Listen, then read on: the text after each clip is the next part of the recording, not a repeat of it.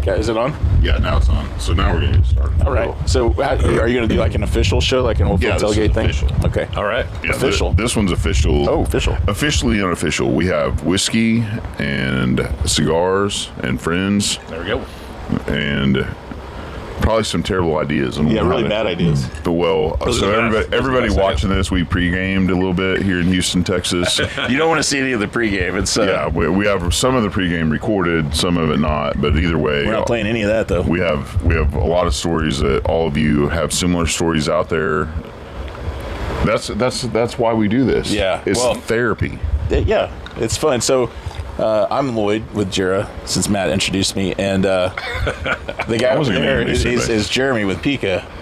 Yep. Introduce yourself. My name is Jeremy. I'm with Pika Industries, and I run an oil field marketing company, but I like to drink and tell stories, so that's how I got rounded up with these guys. Yeah, and that's all I require for this podcast is can you have a little sip and tell me your story? Yes. And you have some stories. I have some stories. I used to tell this story. So, So first of all, yeah. Where'd you grow up? I grew up in Florida. And what in the world brings you roundabout to Houston, Texas? Well, Houston, that's a long trip. Well, I know. I mean, let's take a little trip through Lloyd's. Yeah, Lloyd's laundry. history. Yeah, so, Lloyd's laundry. I started out. I grew up in Florida, and I joined the Army when I was 18, and I did 4 years in the Army, and I was stationed in Fort Riley, Kansas. Thank you for your service. Yeah, thank you. Thank you for thanking me for my service. I appreciate that. Buddy. So whenever I got out of the Army, I went to K-State because, I got in-state tuition and all that stuff. So I got my engineering degree at K-State. And then I wound up in Duncan, Oklahoma when I got out of K-State working for Halliburton as a field engineer. Yep. So I did that for several years. Frac guys. I'm still a frac guy. You are a frac guy. Once you're a frac guy, you're always a frac guy.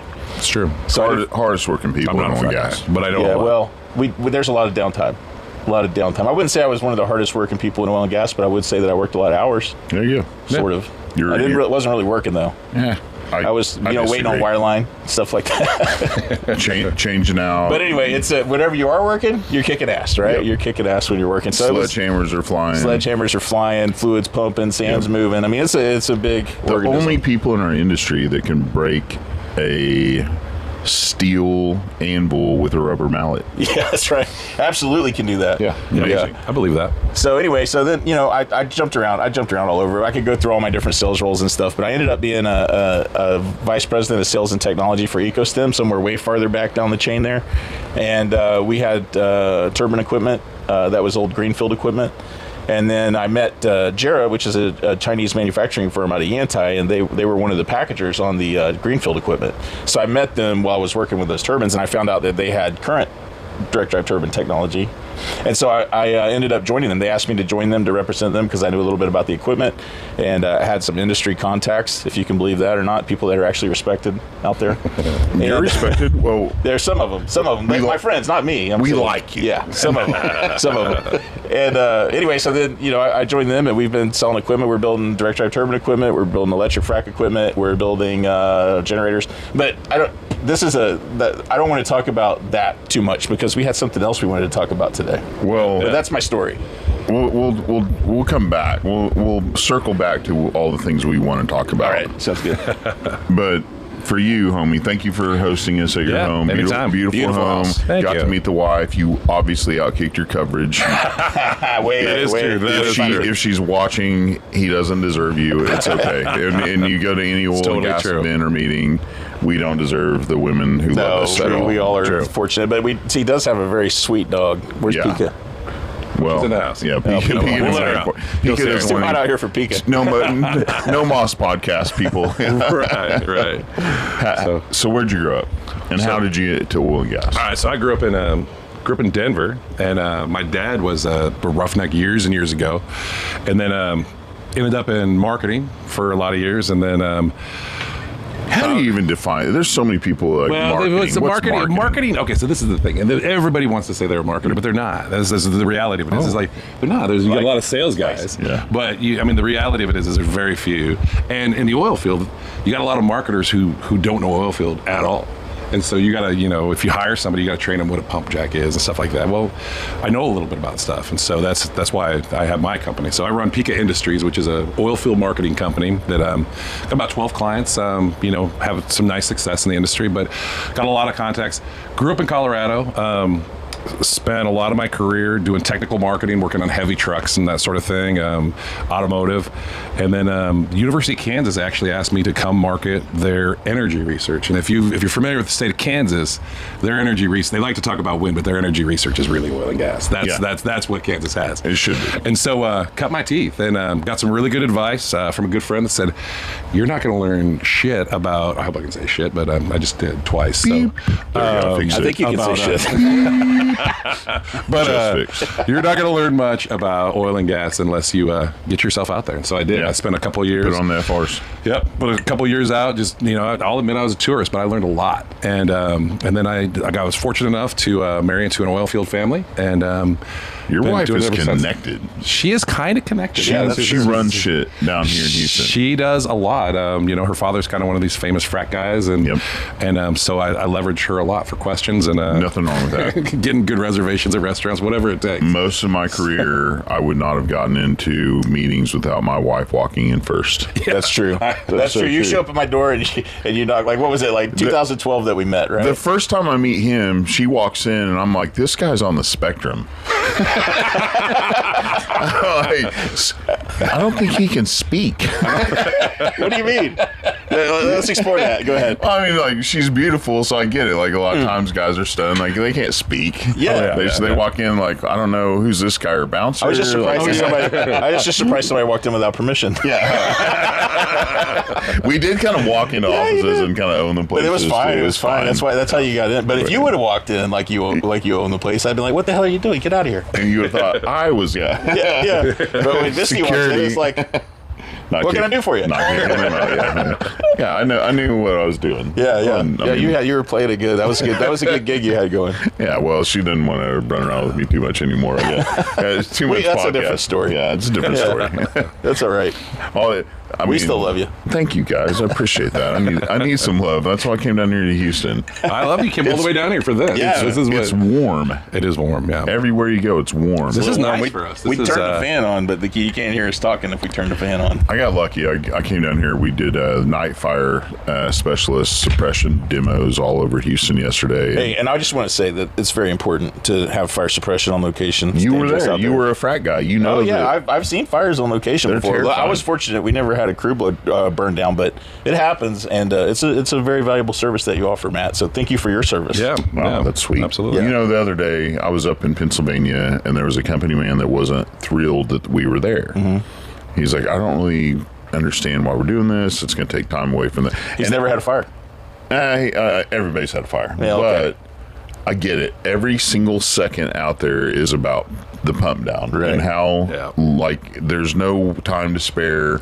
I can't have you taking my guys away from their task at hand. And I said, listen, I get it. None of you guys are firefighters. I don't expect you to be, but these young guys the reason we're all doing this right now and talking to everybody out there, we're trying to recruit people into oil and gas. Yeah, we need hands. Energy literacy, energy education. Well, there's those brand new guys out there. They're wearing the green hats and they're covered from head to toe in hydrocarbons. Tattoos. And tattoos. And that's fine. Hey, look, they're more decorative than me. I'm not artsy, so I don't have any. But by all means, they showed up. They volunteered their bodies, minds, souls, and hearts to the beat of our oil and gas, drum. And so I look at those young guys and I'm inspired, and I get sentimental, and I'm getting older now, and I'm like, thank you for being here. You're vital to our industry. Yeah. I am so excited you're here. You don't understand that you're a walking candle wick. Yeah, that's right. You're covered right now in every fuel possible to get lit up if there's enough heat. Well, and I would say that the young guy, speaking of young guys, and I get it, the fire thing, we want to keep them safe with the fires, but that's it. I told that company man, keep those guys safe. You will be the first person to grab that nozzle and go help that kid out. Yeah. So regardless of if you care about this stuff or not, putting out that equipment, you are their leader. I can see it in your eyes. You're passionate about all these kids out here. You will go help that kid out of trouble. That's right. So that's why I do it. Yeah, and some of your systems are automated too, right? Mm-hmm. So that you don't even have to grab the nozzle; it just puts the fire out. We can set it up however we want. On a frac location, the nozzle's the most efficient because you don't know Where how about this? We know a fire is going to happen. We don't know where it's going to happen. So grab a nozzle 75 foot away, you can walk over. All right. That's good. Anyway, that's the simplicity of it. But back to marketing and oil and gas. Yes, sir. Well, actually, I want to expand on the young kids in the industry, right? Because I'm scared now. Yeah. No, we need more guys in the industry, and nobody women too. More guys, women. Just diversity. We need more hands. Yeah. We need all hands on deck. All hands on deck. And whenever one of the things that I used to see whenever I was working in the field is you'd have new guys on location, and of course the older senior guys they would be kind of treating them like they were dumb. Right, it was fun. It was kind of hazing. And it's hazing. It's fun, right? Hazing's fun, and you do pranks and you do these things, and it's great. But there's a time and place for that. And so when we had our safety meetings, one of the things that I always like to stress in our safety meetings is don't treat a guy that asks a question like he's an idiot. If the guy asks a question, he deserves respect because he cares enough to ask that question. Yeah. And so I didn't allow that on my location. The hazing, yeah, we did all that. We had some fun, but we didn't do it while we're working. And if they're asking a question about work, you answer their question. You be kind to those kids. You be thankful that they care enough to ask the question. I just like to share that as something that they're going to keep our lights on. That's right. And safety has come a long way. And I will say, I'll mess around and I'll tell a lot of stories, but I will tell you what, safety in this industry has come a long, long way, and it's a real important thing. So it is important. So keeping you all safe out there is real important, and it takes everybody. Well, we all found out recently. I mean, until maybe a year or two ago, we'd never heard about ESG. We'd always lived it anyway. Our industry and our culture Tried to. is about returning investment anyway. Yeah, I've never understood why people think, like some of the people that aren't in the industry think that, there's going to be a pipeline, there's lots of oil spills. We sell oil. Why would we spill oil? We don't want to drop. That's the product. Right. The more environmentally efficient we are, exactly, the more fiscally efficient we are. And if we can figure out a way to turn the exhaust and the emissions into revenue, you think we're not going to do that? Love it. Bitcoin, I'm a big fan. Big fan of Bitcoin. I'm a big fan of the carbon capture stuff, actually. The carbon credit capture stuff. Oh, yeah. $1 trillion industry right now. I've always said the only thing that makes an oil man is that energy and that money. And so if you can give me an alternative that's going to compete with hydrocarbons, I guarantee you operators will step up. We haven't seen one yet. Yeah. Well, I'm also the president of Trisun, which is a solids disposal company. And so we take waste from the locations and we inject it into a disposal well. But you better believe we're getting all the money we can get out of that that wastewater before we inject it. We siphon oil off of it. We siphon some Baroid and stuff like that off of it. Yep. I mean, we get as much revenue as we can out of that waste stream. So it's not like we're even dumping our waste on the ground because it's valuable. Yep. So they bring it to our location, and we harvest what's left to harvest out of it before we dispose of the water. So, and with newer technologies, you're going to be pulling some of the stuff you're injecting now. Is like cost-wise, I can't get out this much more. But as technologies are coming online, there's some new technologies for harvesting precious metals and things out of the wastewater stream. Yeah, there's stuff that we're looking at on that. There's ways to squeeze the solids waste that we have to get more oil out of it through the soil farming applications and things. So yeah, I mean, we're not looking to waste anything. So anybody that thinks that we're just dumping oil on the ground and polluting the earth is nuts. They don't understand the industry because that's our product. Well, there's no way we do that. Engineers want to make us money. I want to make lots of money. I want to find it every way. Every part of the stream where there's a waste product, there's a potential revenue source. And for those watching that aren't in oil and gas, it's not really for our own gain. There's only so much money you can't. That's not true. No. I wake up every morning thinking, how can I be rich today? How can I make myself more rich? And if it's harvesting waste products. But then we're bored. Like, okay, well, now. I'm just kidding. I'm being silly. Now I want to go and do things for our community. No, I did the one time in Tulsa. We had a SPE meeting, and the guy that spoke, I can't remember who it was, and I apologize because the guy knows who he is. And it wasn't Dinesh. I don't think it was. But it was one of the CEOs of one of the local companies there in Tulsa, and he got up and he said, he's like, the honest truth about what we do every day is we get up in the morning and we try to figure out how to make ourselves rich. It's true.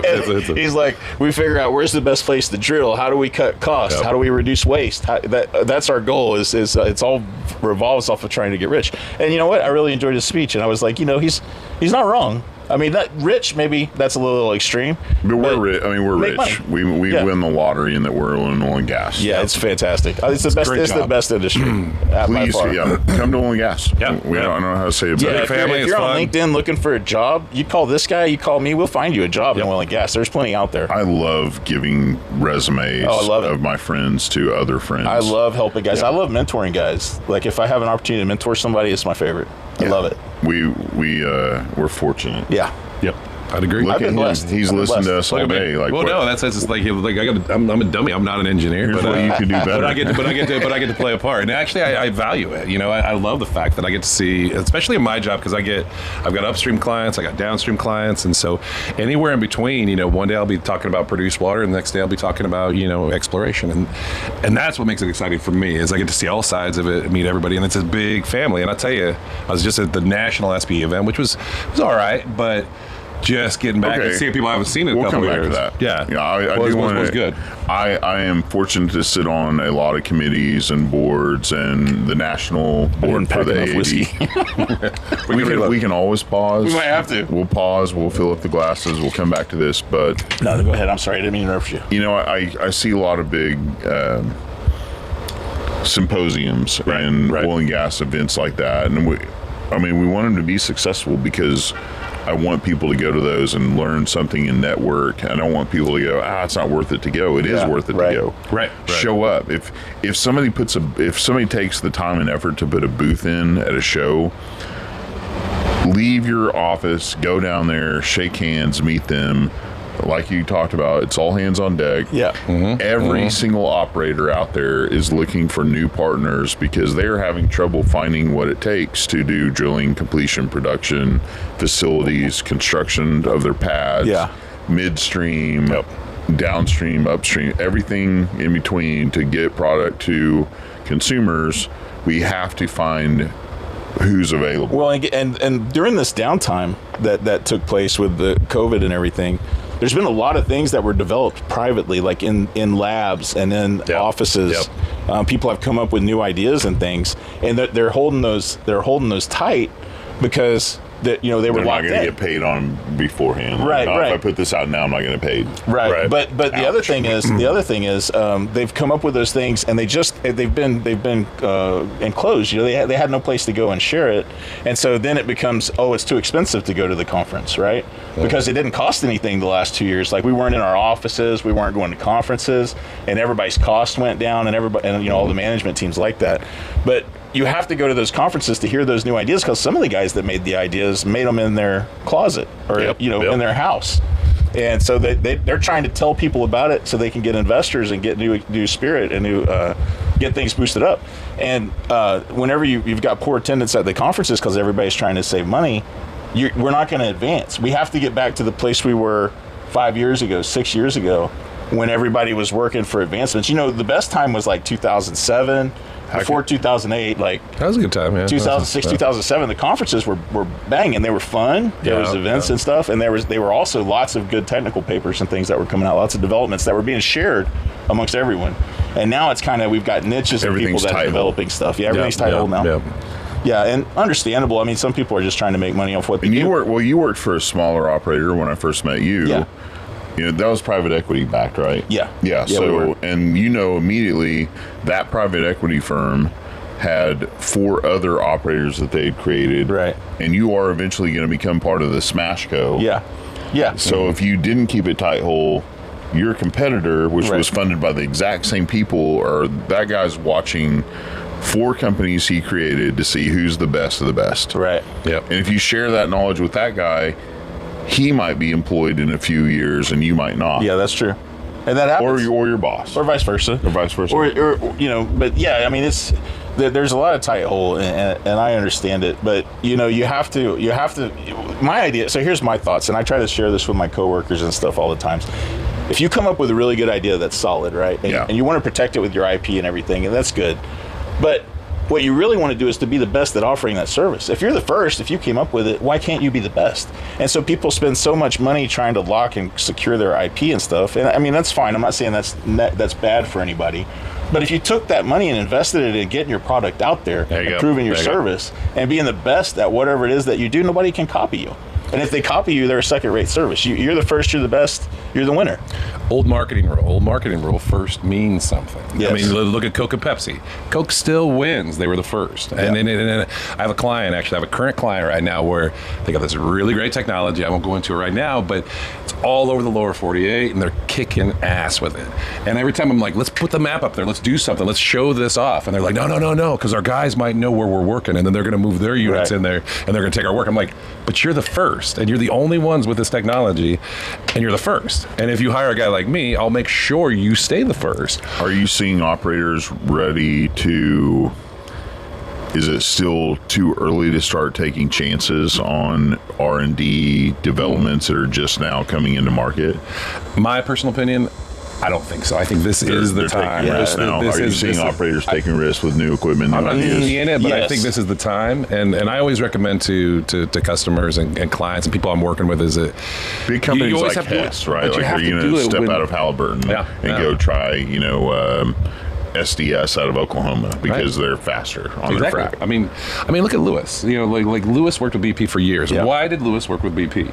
Because BP couldn't get it done because they're so big. And there's no disrespect to BP, but Lewis got it done. They got it done faster. So guess what? A lot of those operations are run by Lewis. I think the time is always. People don't understand typically that they want to wait. Oh, when revenue's up or when I have more budget. Right. No, it's not about that. It's about getting in there, taking that chance, having that new technology. And guess what? That's when you start seeing operators that people love and respect. They're like, oh man, EOG's killing it. It's like, well, they take a chance. And that's why everybody, typically you talk to people who love them. Yeah, there's different opinions on that particular operator, but there's others out there. I tell you what, I grew up in my career in oil and gas working with independents. And the best companies to work for are independents. Why? Because they take chances. That's right. They are original wildcatters, right? They're the ones. Kansas is always doing it. Kansas is great. Kansas. I mean, that's the thing. Wildcatter country. Kansas is an oil-friendly state. Five day wells. They just pop little holes and move as fast as like Murphy. I've been doing it for years. Great little fact. I was just up at the Kansas Independent Operators Association, and the stat that came out that day is next to Texas, the state of Kansas has the highest drilling permits currently in the entire lower 48. They just move every couple days. Yeah, absolutely. Now, little verticals. Yeah, they're about not 3,000 feet. They're feet. not big producers, but they're consistent. They get in, they get out. They're always economic, typically, because these guys have been doing it for years. Yep.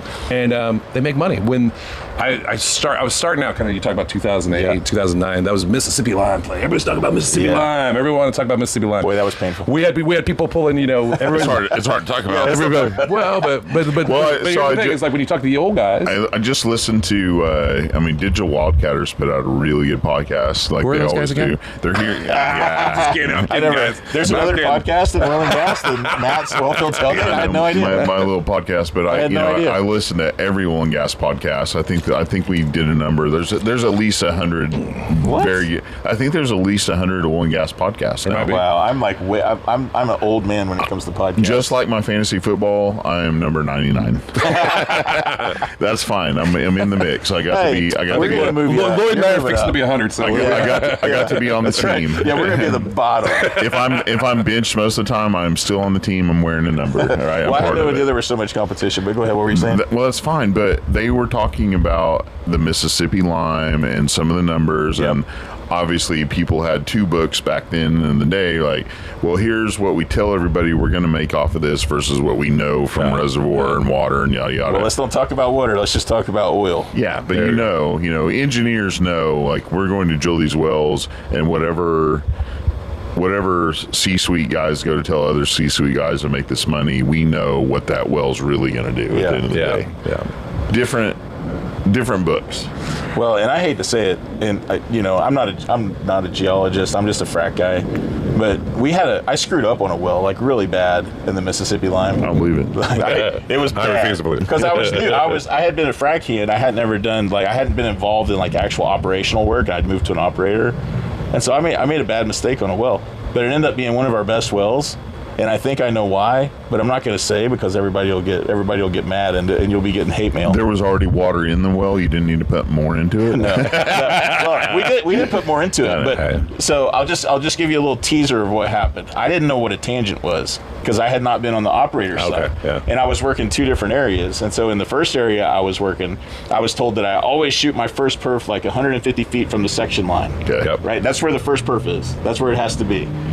That was our policy. Regardless of any other... 150 feet from the section line. And that's, we had to do it for legal reasons or whatever. That was our policy. So I go to the Mississippi lime well, and I'm like, there's the section line, 150 feet, boom, there's my first perf. I perfed the whole well. And it was in the tangent.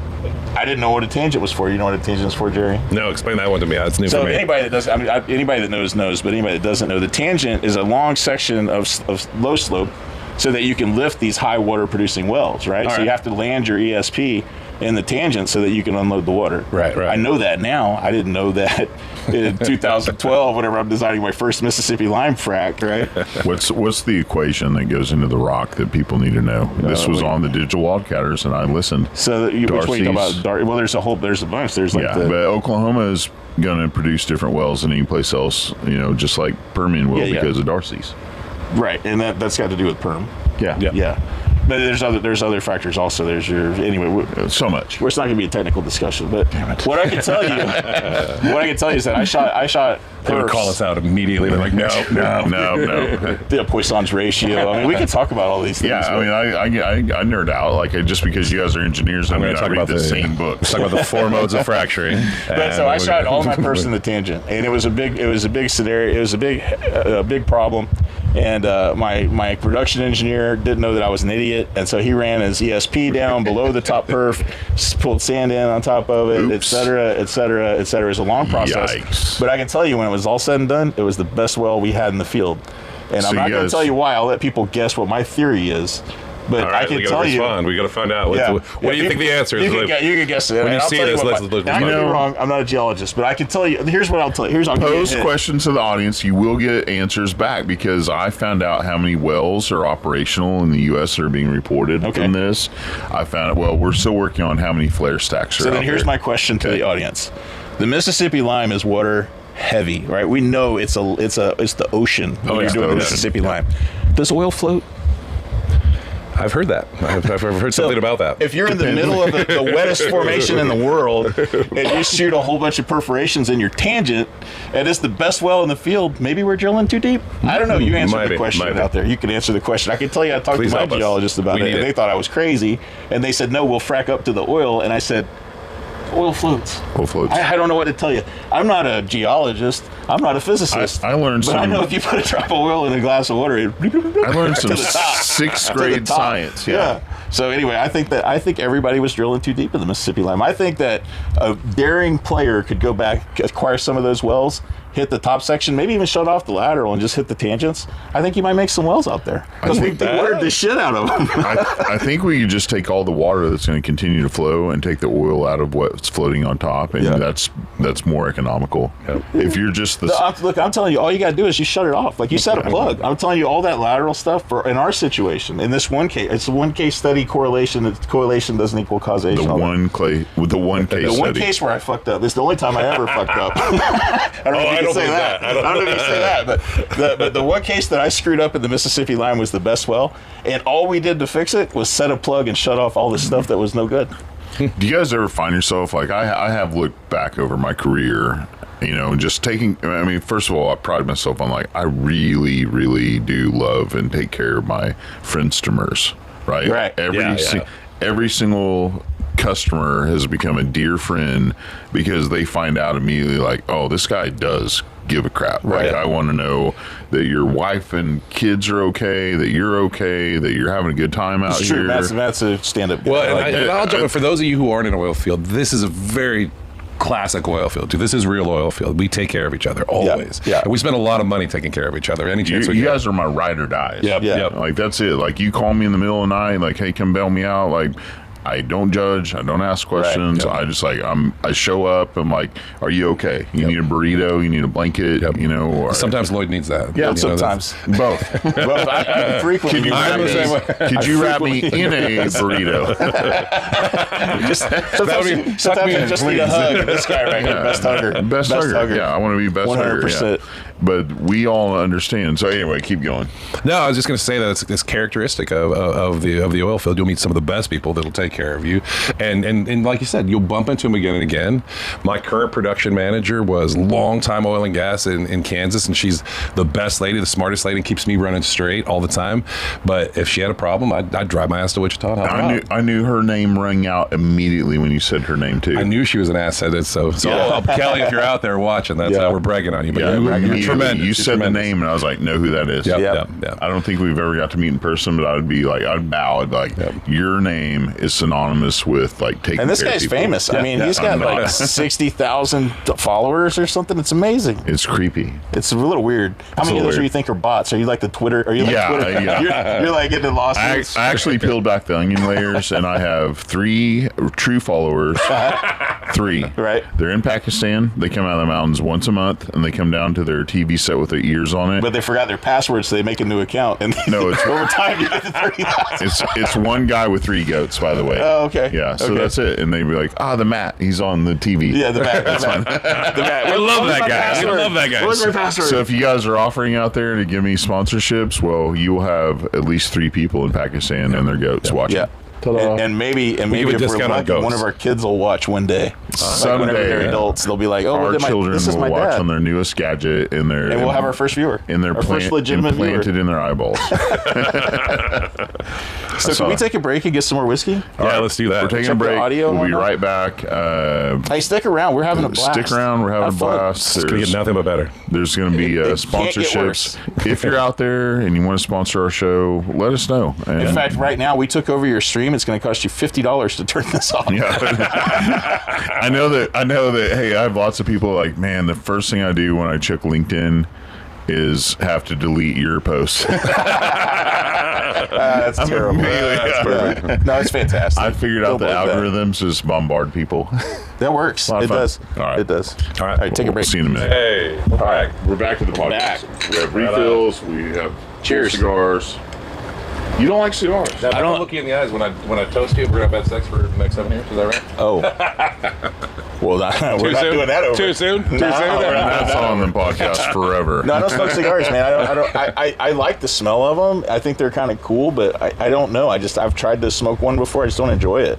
I don't mind you guys smoking at all. I think it smells nice. Yeah, it's fine.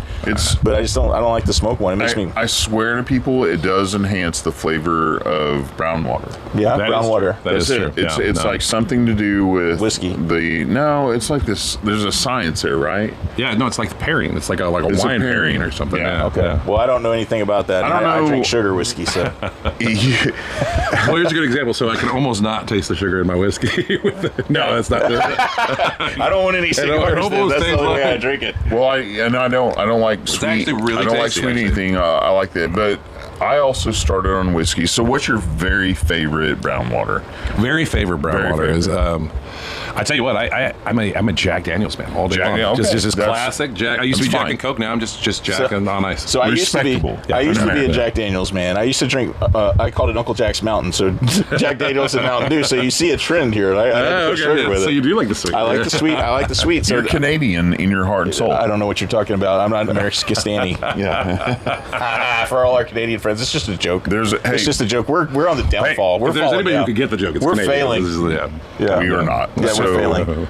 I was introduced to brown water, obviously, by all my oil and gas family early on because, you take sips of your dad and uncle's whiskeys. My dad didn't drink, but I get where you're coming from. Well, Crown, right? Like, they all like Crown. Oh, yeah, we called that. So I grew up in Florida. Was it Crown or was it? Which one's is it in the square bottle? Crown is like a Lord Calvert. Crown. Lord Calvert's in the Lord square Calvert, bottle. yeah. Fancy. So in Florida, Lord Calvert is called airboat whiskey because it doesn't roll around in the bottom of your airboat because it's in a square bottle. That makes sense. Yeah, that's true. True story. Good engineering. Crown has the bag that when you get really drunk, you wear the purple bag. instead of underwear, and that's typically how that purple goes bag. down. There's blankets made out of Crown. I mean, there's a whole. I've seen that, There's a whole culture around the good. Crown. Crown and Diet Coke is pretty good. No, I did not say that was my favorite. I just said that was something that I touched on when I was younger. But you're gonna say like Jameson? No. I love Jameson. That's a love-hate relationship between the wife and I and Jameson, but love for me. Yep. Yeah. What are we going with? Give it to us. Quit the suspense. Lagavulin. The Scottish people and their single malt from from the island of Islay, the most peaty. Oh, you like the peaty? Okay. I love campfire in your mouth, like Talisker, Lagavulin. Like just amazing whiskeys built on campfires. I like Malibu. I'm seeing a trend. Now I'm seeing a trend. We got 3. I've got a trend. I like Malibu with Coke. We're going back to oil and gas now on that. Anyway, again, Lagavulin, if you want to plug from me, you're welcome to send me any swag. I take hats for plugs. Yeah, there you go. I think you owe this man a hat because I had never heard of you before just now. Well, we're probably about 40 minutes into this, I'm guessing. Nobody's going to hear this at all. No one's going to hear this at all. We lost all the Scots. We might pick up a little Aberdeen audience. We don't know. Well, maybe if you split it into 2 sections, people will watch the first 5 minutes of the second section. I tried that. I had JP Warren, and I had he's good. I mean, I would watch JP Warren all day. He's the guy's charismatic. Lovely gentleman that I've met throughout my career. I've never met him, but JP, if you see me somewhere, we're friends because I think you're extremely charismatic, and I've got a little bit of a man crush. But I totally have bro crushes on my bros. Yeah, I never ever get out of a podcast episode where like, I love you, man. Yeah. And I love that guy. I've never even talked to him. We are fueled by you can just tell he's legit. You can tell that guy's legit. Like he really means well. He's a good guy. I'd say 99.9% of the people in our industry are exactly like they portray themselves anywhere, anyway. I'd say that's truly true, genuine people who care about each other. I think so. A million%. I'd agree. 99.9. JP, 99.9. DRW, that other Chuck 1% Yates. are bastards, though. Anybody? that 0.1%. Fuck those guys. Those guys are terrible. They're really bad. Lloyd, at one point, I don't. If we don't get out of it, if anybody's listening to this right now, do you have any of the shows that you were doing? Yeah, I got some. Early on, no kidding, I told him he was on the spectrum when I first met him, right? But then he's like, "Here's a flyer. I just took comedy lessons."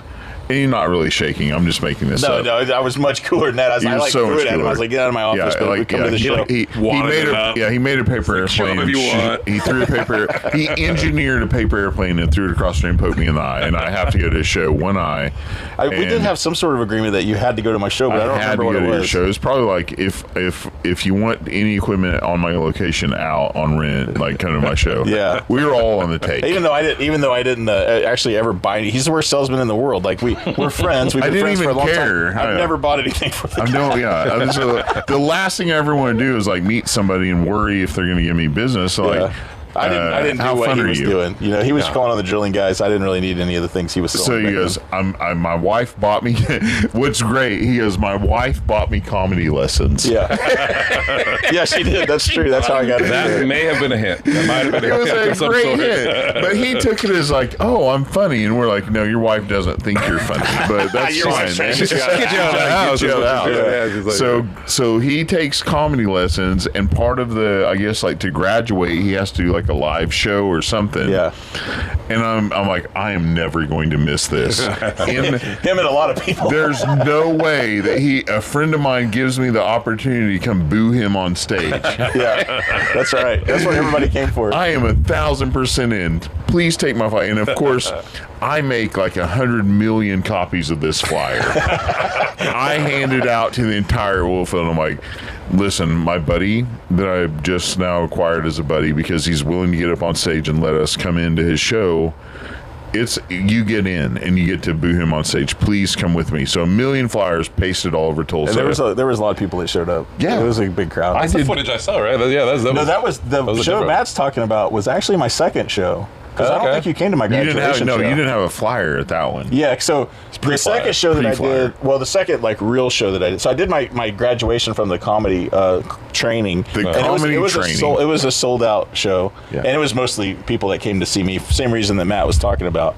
And after the show, everybody's like, dude, that was really good. You should do this some more. So I did a couple of open mics. Oh, they're so good. And then I had a local promoter that saw me do an open mic, and he's like, hey, I got this show coming up. I want you to be a part of it.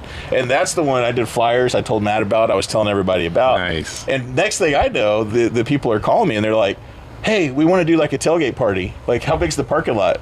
And so I called the guy that's organizing the show, and I'm like, hey, there's like this is what we're talking about with the Oilfield supporting each other, right? Because everybody was just coming to support me, and it felt really good, because everybody was just interested. But so I called the guy that's organizing the show, and I'm like, hey, how big's the parking lot at this place? And he's like, well, I don't know. You can probably park 40 cars. And I was like, yeah, we're going to probably have to get a bus or something. Yeah, we're going to have 400 cars. We're going to have a tailgate party. And he's like, no, you're kidding. I was like, no, I'm not kidding. I was like, there's probably going to be 150 people. We like to show up people. and hang out together. There's probably going to be 150 people that show up. And this guy, he's done comedy shows for 5 years. He's never had 100 people show up at a comedy show. He's never had 40 people show up at a comedy show. That's awesome. He thinks I'm crazy. Yeah. And so I said, no, listen, there's going to be a lot of people. Like, you just need to, we got to figure out a way. So we got some parking space, everything. There's a couple of companies that tailgated. I don't remember who. Maybe Tucker's Cut. I don't remember. There was a couple of tailgate companies. There was over 220 people that showed up. Like, we were almost to the fireman's limit in the place. And it's my second show, like the second time I've ever performed. And it was hot as shit. You remember that? There was no AC in this place. It was smoking hot. It was like July. We ran them out of every beer they had. The place was sold out. They had no idea what was coming. They're just like, what happened to us? Yeah, what happened? Like, we don't know what's going on. That kind of sounds like an Oilfield party. The Oilfield arrived. And so it's my second show ever, and the guy that's doing the show, he's like, okay, you get you're gonna head, like, you're going right before the headliner. So I'm the second to last of the show. The headliner had no idea that we were all about to. I should be an opener. You should have been the headliner, yeah. Right? Well, I should have been an opener based on my experience, but because of how many people showed up, they're like, okay, you're going second to last, and then the headliner's going. So I go, what happened? Tell them about that, man. I'm not going to say anything about that. Well, you killed it, but the headliner bombed. Yeah. So I go, and I killed it. Everybody's laughing. Everybody's having a good time. And I get off the stage. So bad. It was fun. I don't even remember his name. I do, but I'm not going to say. Yeah, you can't, right? But we were like. But he walked off. He got on stage. He did like 2 minutes. He's like, I can't follow that. And he left. Wrong audience. Bring Lloyd back. Yeah. Bring Lloyd back. Yeah. Bring Lloyd back. But it was awesome. I think we gave him about 35 seconds before, like, we're done with this poor guy. Yeah, the guy Bring Lloyd back. They're heading out. So everybody's like trying to talk to me and stuff, and it's like nobody's paying attention to him. It was funny. Fun. That was a fun day. But that was Kevin Hart. I'm just kidding, Kevin. If you're out there, you're probably not, but you are. Definitely not that famous. But it was fun, and I feel like I did a pretty good job. But the cool thing is that the support that I got from that, and everybody came and stuff, and I was doing it like it was kind of a gag at first, but then I kind of got into it because I was like, I am pretty. You're just telling oil and gas stories. Yeah, well, I was telling oilfield story, but I was telling a lot of my own personal stories, like Army stories and family stories, and it was fun. And so I started doing it a lot, and I did quite a few shows. I did it for 2 years, and I was pretty good at it, but. Then I got laid off from my cushy office job. And I don't know if that was cushy. You guys ran you wore a lot of hats in engineering for all the things you guys had to do. Yeah, so I have a lot of hobbies. But Drew was there. Yeah, Drew and Jeff was there. Jeff and before Jake. Jake was there after I left. Yeah. We had, oh wow, Trinity, I'm really sorry. right? Rich Davis was my boss before. What was before Trinity? Before Trinity, it was PetroQuest. PetroQuest, yeah. It was a good group. I mean, shout out to everybody at PetroQuest. It was fun times. Like I can't say that because I'm pretty happy now, but that's all like southeast Oklahoma drilling, right? Yeah, it was down around Arcoma Basin, but that's where I did the mistake on the Mississippi Lime too. So, but we didn't have any Mississippi lime wells. But you should have been trying to drill a Mississippi lime down southeast Oklahoma. That's fair. That's a long way to drill. Of course, we weren't there. We were up near Pawhuska. It is a long lateral. Man, if we'd have had this guy, we'd have made it. We'd have made it. How many stages? We're going to frack our way to Kansas. How many stages of frack is that? Don't ask. No, it's a lot. It's a lot. It's too many. But we were talking about Ardmore. The PetroQuest crew. Yeah, they were great. So, but I'm happy where I'm at now, and I've had good jobs since then. But my favorite job, I mean, honestly, my favorite job was with the crew at PetroQuest. They were good people, fun times. I had lots of authority and responsibility. I was responsible for all those frac jobs and stuff, and it was really good, man. And then I also had free time to go do the comedy stuff, and it was fun. And Tulsa, at the time, had a pretty hot was the boom town of oil and gas at the moment, right? Believe it or not, it wasn't always Houston. It wasn't. It was, or even OKC. All the private equity firms were bringing on new companies. There was a lot going on. There's nothing going on there now, pretty much. There's a couple. Yeah. And they're running really, off of production, and they're making really some cool inroads. Yeah, and they're good. The companies that are there are good companies, but I mean, I don't mean to speak ill of the. There's good. There's Citizens. There's Canyon Creek. Yeah. There's still a lot. What's Staghorn? Staghorn. They did great. I mean, they're good companies, but Blackbeard. There's no majors really there anymore. The majors, for the most part, pulled out of Tulsa, but that leaves which is unfortunate. Here's the thing. I'm going to jump in there and say it's just like, but I still love my independence, and guess what? When that Mississippi Lime started, that was independence. That was Wayne Woolsey sold that land to Shell, and he didn't sell all of it, by the way, right? Because I went to Nate right after that, and he still had some acreage. It was still pretty sweet, but if an independent's doing well, the majors start paying attention. Yeah, that's right. And they're the ones they'll give it a shot. You know, and that's what I love about it. I've talked to guys where they're just like, I want to do a lateral just because it's a lateral. It's like, well, I don't know if I'd recommend that personally, but I like that wildcat. We could do of like, let's just do it. We could do a whole episode on rate. I'm like, you got like crazy. a 6-foot pay zone. Are you sure you can make that? It's like, yeah, we'll get her. We'll get it in there. You got the right drilling contractor. You got the right geologist. You got the right reservoir. Directional driller. Yeah, the directional driller. I recommend SB Directional in Oklahoma. That's a good plug. You guys should send him a hat. Yep. Well, they send us a check. Or a sticker. I'll take a sticker. Nice. That's fine. Yeah, good job on that. The wife definitely does all her best to make sure everybody knows about SB. Where's Misty working now? I'm sorry, I don't know where. SB Directional. SB Directional. Okay. Scott Birch does really amazing wells. Awesome. If you're an engineer out there that needs a directional company and you're willing to hand over the reins to somebody who knows what they're doing, you should be. Just drill the vertical and go to the lake. Yep. Enjoy yourself at Arcadia or Tin Killer or Eufaula. Come down here to Houston, meet amazing people. Houston. Yeah, Lake Houston, and then hand over the directional and the rest of the well to SB Directional. Yeah. It sounds like a brilliant idea. I like it. I like it. It's a good way to ensure that your curves are going to be quick, easy, in and outs. Hey, and then whenever you're all done with that and you need to frack it, tell your service company that the only equipment is Jerry equipment. There you go. And then you frack with the best, you directional drill with the best.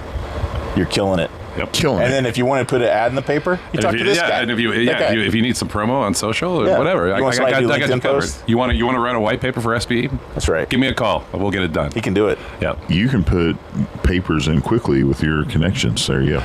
That's true. That's right. And they got more legitimacy because. So you guys want to start a podcast company? Yeah. So we're starting a podcast. Believe it or not. Well, actually, it's not hard to believe. You just found out the that was a big announcement. That was a big announcement. Actually, we put it off for a long time so that nobody would see it. Okay. So you two are going to start a new podcast. At least 2 weeks.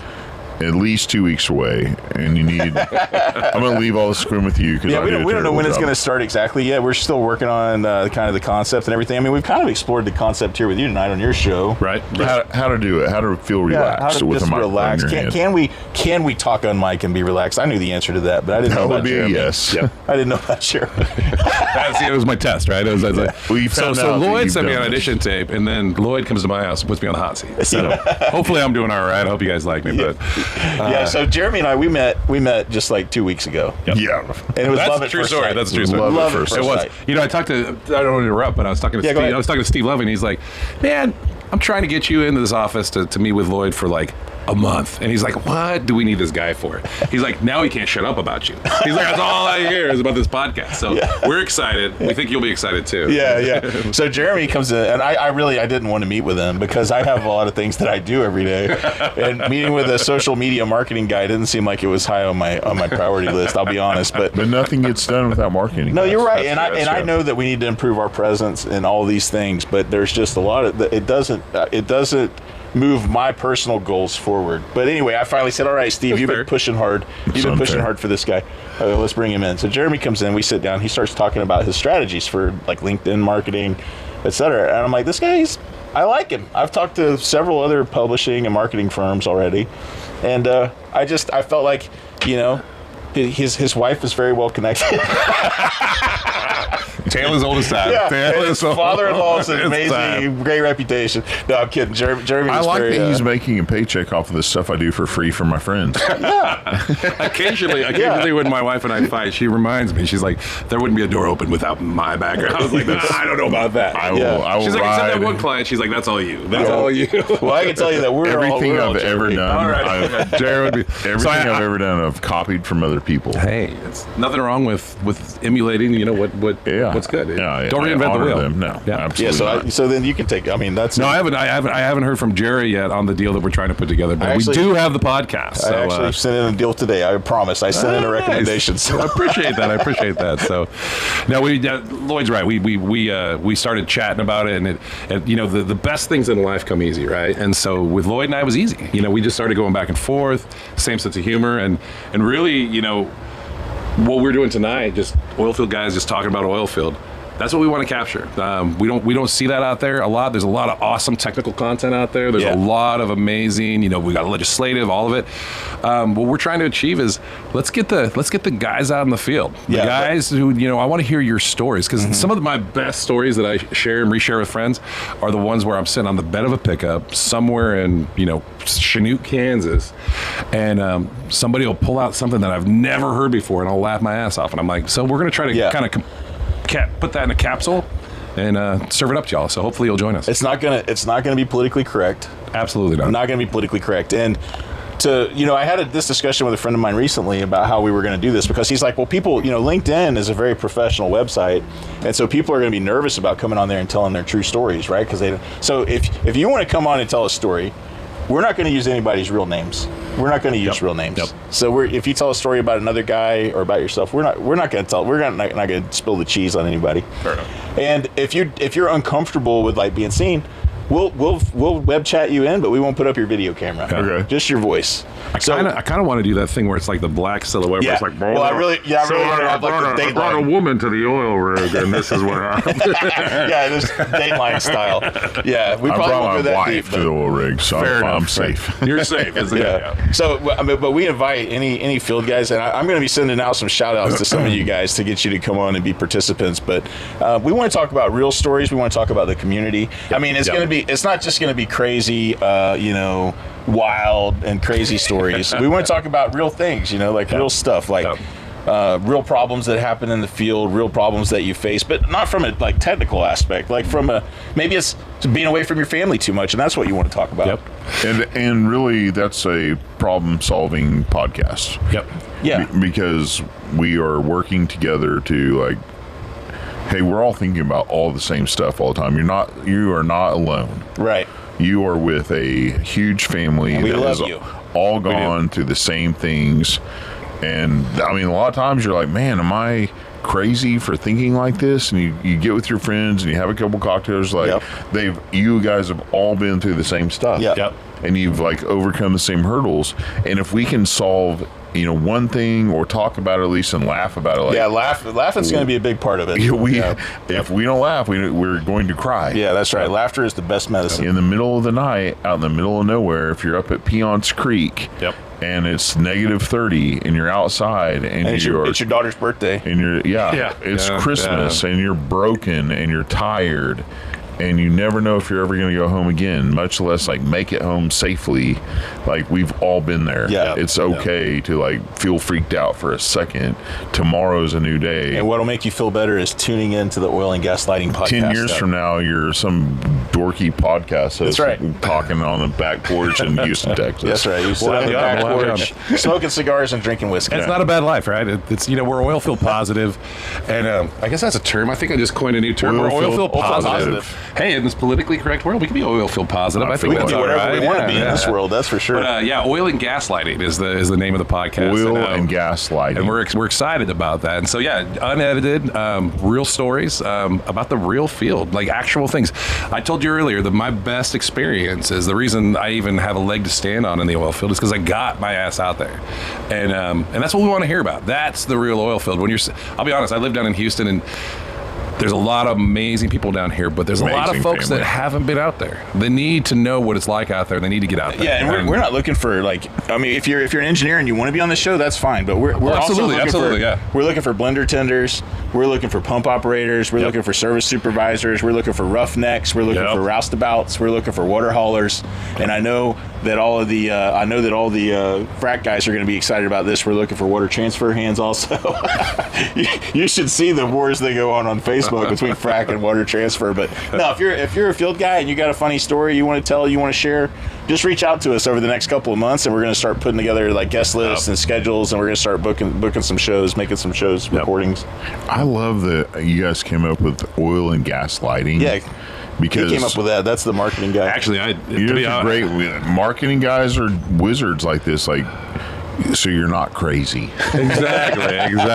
It's like you're not crazy. It's oil and gas lighting. It's life, and it's just these are stories that people need to hear, and hopefully we can tap a wider oil and gas or a wider non-oil and gas market that can learn a little bit about it. Because I tell you what, I've got a story about directional driller that I'll hold off on for this particular podcast, but I will tell you what, I audited a drilling class in University of Kansas for a semester, but I learned everything I know about directional drilling, sitting on that rig, going out, looking at the tool. He told me how it worked, and the way he explained it, it's like I know exactly how it works. Yeah. And that was the amazing part about it. It's like you learn so much in a concentrated effort, and you're laughing the entire time. These guys it's a great community. Like we said, a lot of love for it, and so and we'd love to be a part of that.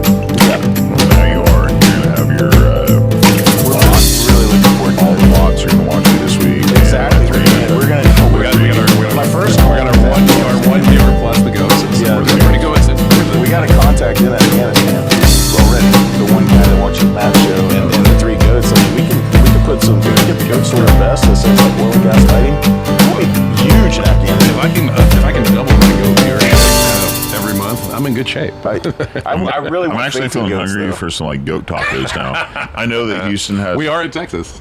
Houston has the most amazing food culture. This place has by far passed New York City, Los Angeles. If you're a chef in Houston, there's no doubt. If you're a chef in the entire world, you're moving to Houston. Yeah, the entire if you're from around the world and you want to be free in America, Houston's your destination. What's your favorite restaurant in Houston, Matt? Let's give some plugs out there. State of Grace. Oh, State of Grace. Duck Carnitas. Duck Carnitas. State of Grace. Okay. Absolutely. Okay. What you got, Jeremy? I mean, you live here. You should really be. I got a lot of choices. The thing we joke about down here is the first thing you ask when you meet anybody new down here. It's like I just met some new neighbors, and the very first thing you ask is like, where y'all eat? Because you're always looking, and it always changes. Yeah. I will tell you, for my money, consistently, Taste of Texas still kills it for me. If you haven't been, you got to go. There's only one.